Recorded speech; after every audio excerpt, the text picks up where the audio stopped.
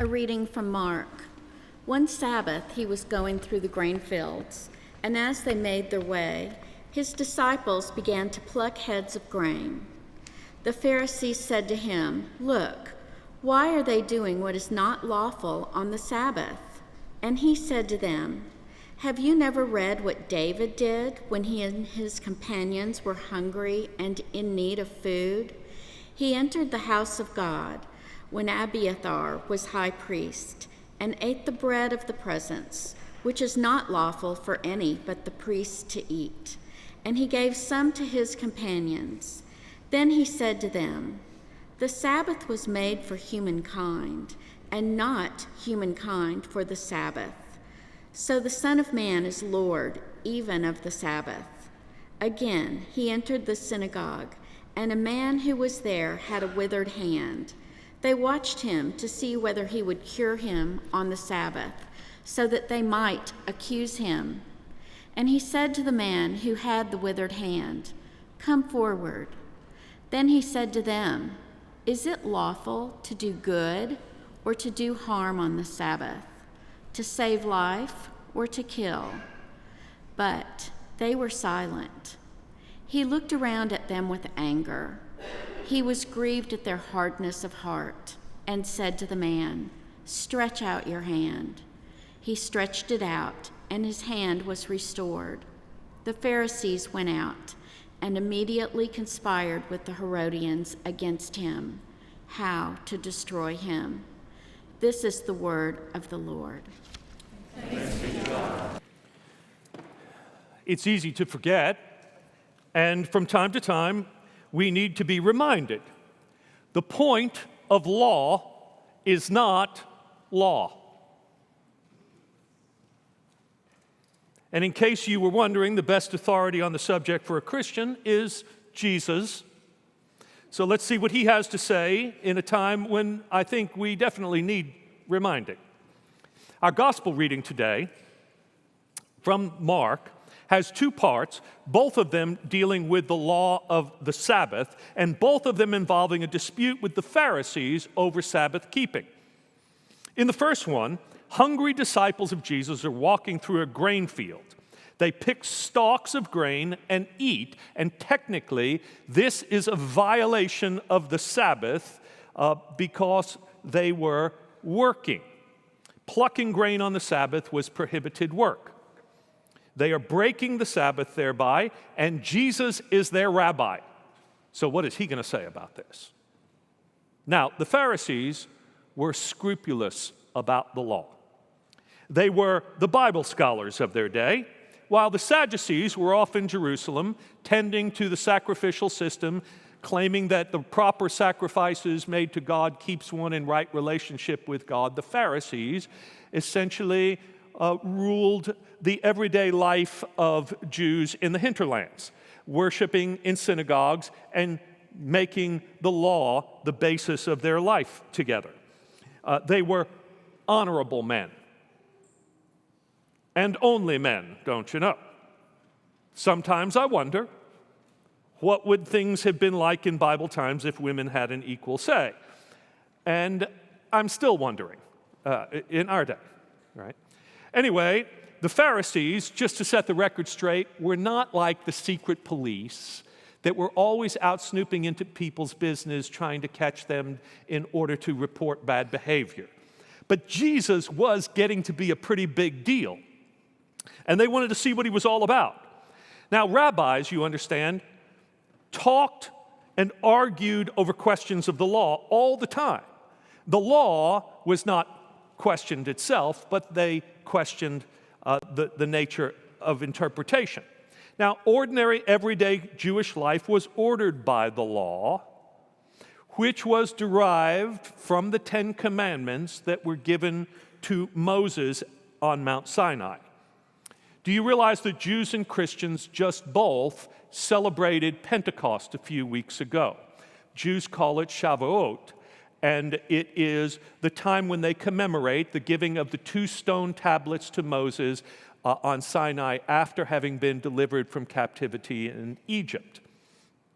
Christians celebrate at Pentecost the giving of the Holy Spirit, who comes to write the law upon the human heart, as the prophets had promised. And it's important to remember that the Spirit, therefore, is not opposed to the law. The Spirit rather reminds us of the points of law and enables us to keep it. The church has to stop thinking that every time it reads in the Bible about a conflict between Jesus and the Jewish authorities of his day, that we are supposed to, therefore, reject all that legalistic Judaism in favor of a more graceful Christianity. No, Christianity, in case you hadn't noticed, can be equally as legalistic. And Jesus never rejected the law itself. Jews rightly believed in keeping the law because the law keeps order. I mean, after all, you can't go around willy-nilly breaking commandments or the world will fall apart, right? And keeping the Sabbath was one of the most positive commandments that kept all the other commandments from seeming burdensome. All the others, except for honoring father and mother, are actually stated in the negative, right? Thou shalt not this, thou shalt not that. And this one, remember the Sabbath day and keep it holy, is a positive statement. Interestingly, it must be so important to the rest of the 10 that a lot of words of explanation are added in the Bible about it, about how to keep it and what its meaning is. Now, probably when it was on the 2 stone tablets, it was a pretty simple statement like the others, but when it gets written down in the book of Exodus, there's a lot more explanation. All the others still get only one sentence. This one gets a whole paragraph. The Sabbath, in other words, must matter deeply to Jewish identity. In his book, East River, the Polish novelist Sholem Asch quotes the words of an old Jew, Moshe Wolf, in regard to observing the Sabbath. Wolf says, "When people labor, not for a livelihood, but to accumulate wealth, they become slaves. For this reason, God granted the Sabbath. For it is by the Sabbath that we are taught that we are not working animals, born to eat and to labor. We are humans. It is the Sabbath which is our goal, not labor." That is to say, it is the experience of all the things the Sabbath promises that is our goal. Not perpetual rest, but the everlasting perfection of creation. Sabbath enables us to be human beings, not human doings.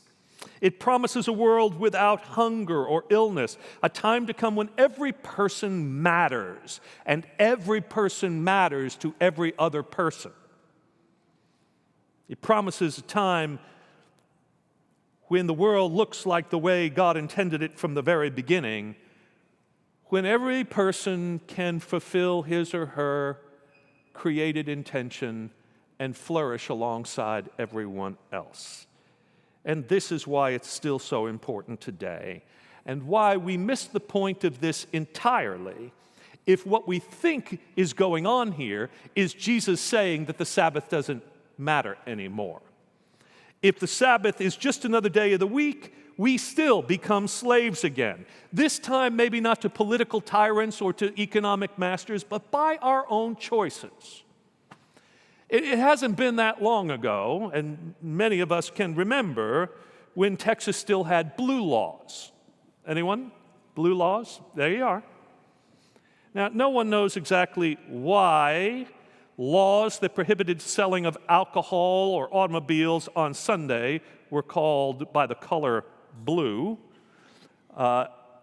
Really, no one knows. I know some of you are going to come up to me afterward and tell me you know, or you're going to Google it and tell me this week, but I've already done that, and I don't think anybody really knows, okay? So, but why did we have these laws to begin with? Well, one of the reasons was, again, to protect workers from employers who otherwise might unrelentingly have scheduled 7-day work weeks for them and robbed them of their chance to rest. Churches did profit by the blue laws, you understand. I mean, the culture thereby was supporting the idea that people should be able to relax and go to worship and not necessarily work on that day. Today, we are in danger of losing our own freedom again, however, even though we are free from the law. Now we are free again to work and to play on Sunday as we will. And we do. And it isn't good for our souls. Right? So we shouldn't take Jesus' words about the Sabbath being made for humankind, not humankind for the Sabbath, to mean he didn't think we should honor the Sabbath any longer.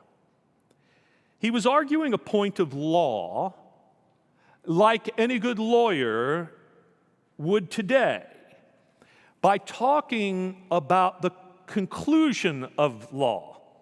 That is, the purpose of the law, the point of it, the goal of it, the end of it. And his answer to that in the first case has to do with the fact that this Sabbath law, the point of it in this case was to satisfy hunger in order to protect life. In the second case of the man whose withered hand is healed on the Sabbath, the point of law Jesus is making is that since the Sabbath symbolizes that time to come when everyone is well enough to contribute to society, isn't it the perfect day to heal someone so that he can then, the next day, return to the fields and participate fully and contribute as a worker? Now, the Pharisees knew that exceptions could be made to the Sabbath laws for dire hunger. And there was also that proverbial ox being in the ditch, that you could drag that animal out without fear of violating Sabbath laws. But here's what they were probably doing, which is what we all still do, right? They were focusing so much on the law itself that then they found reasons to blame those they thought were violating it for not preparing themselves better to keep it. That is to say, why couldn't the disciples have packed a lunch a day earlier? Why did they have to pick grain on the Sabbath? They just weren't prepared. They should have done that. And about this man with the withered hand, well, why couldn't he wait another day to be healed? Why did he have to be healed on the Sabbath, right? This was not the appropriate time for such a thing. So let's bring it home now. As for the latter excuse about when is the appropriate time to address brokenness and bring healing, we have the matter, say, of Colin Kaepernick and other football players who are kneeling during the national anthem at NFL games. Well, the NFL has now made it a law, so to speak, that you have to stand and honor the anthem or be punished for your protest. It wasn't a rule before. Many people assumed it was. And let's stipulate that we all think that standing and honoring the flag and the national anthem is a beautiful act of patriotism, and everyone regrets that such a protest should be going on. Okay? But the idea that we should consider it treason to protest during the anthem is itself un-American. The ideals of freedom and justice for all that the flag represents, but that have been denied disproportionately to black Americans, especially through acts of police brutality, are the reason for the protest.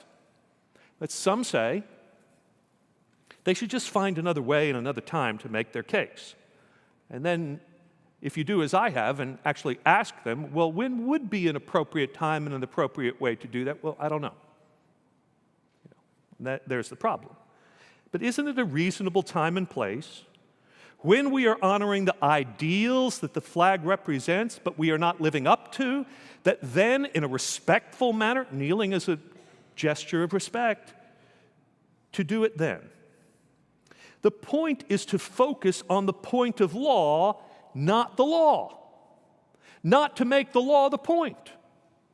When Jesus healed the man's withered arm on the Sabbath, the Pharisees seethed because the Sabbath was being violated, but they didn't seem to care enough about how the man with the withered arm could not enjoy the blessings of the Sabbath because he could not enjoy the fruits of his labors the other 6 days. That's the point.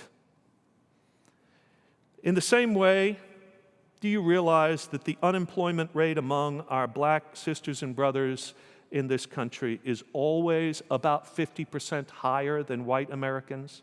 And that every category of human flourishing, including education, home ownership, income, and wealth accumulation, falls woefully short as well?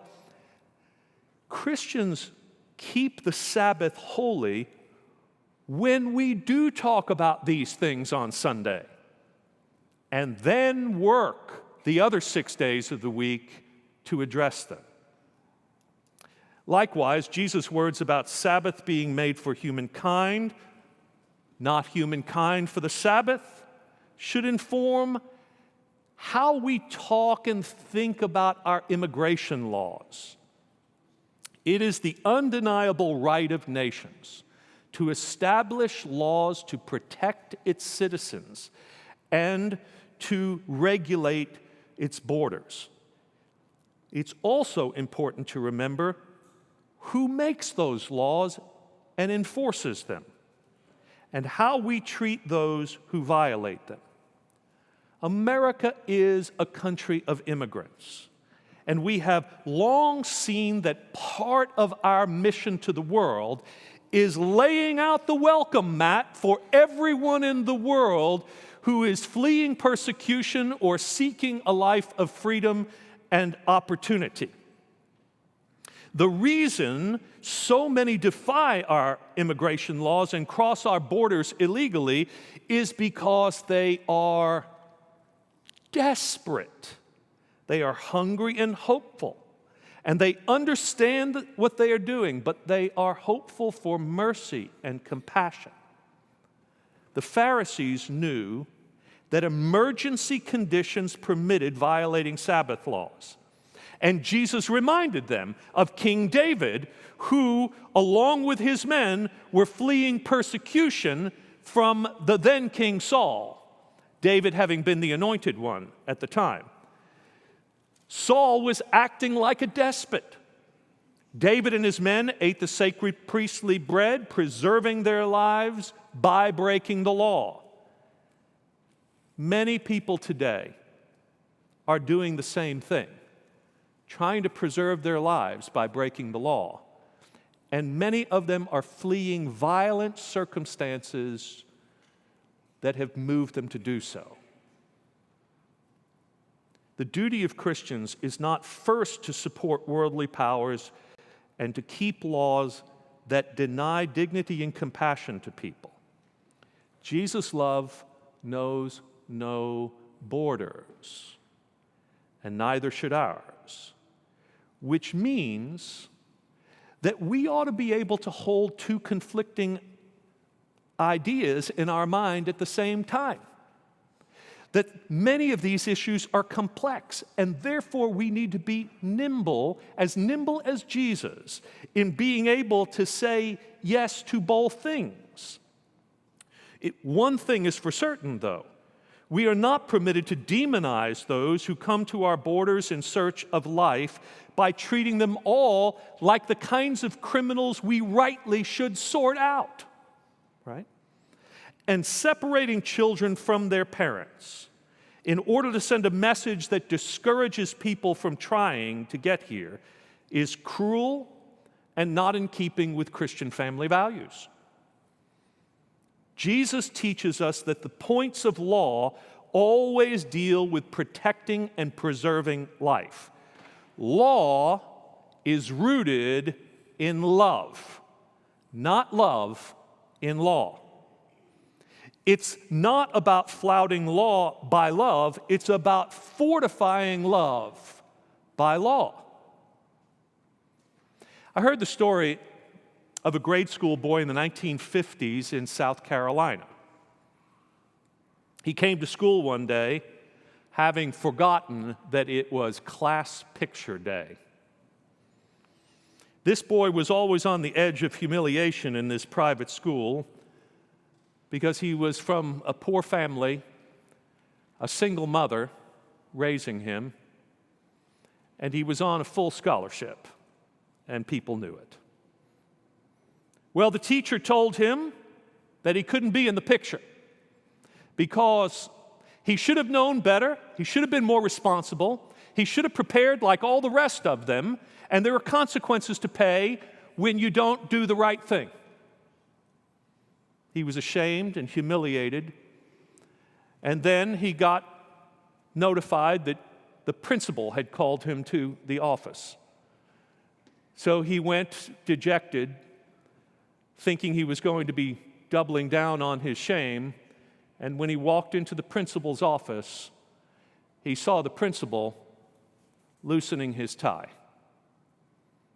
He took it off, and he put it on the boy, and he sent him back out to take his class picture. Now you tell me, doesn't that sound like the sort of way the people of God can creatively figure out how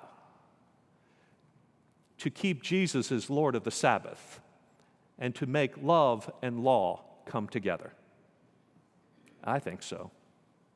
What about you? Amen.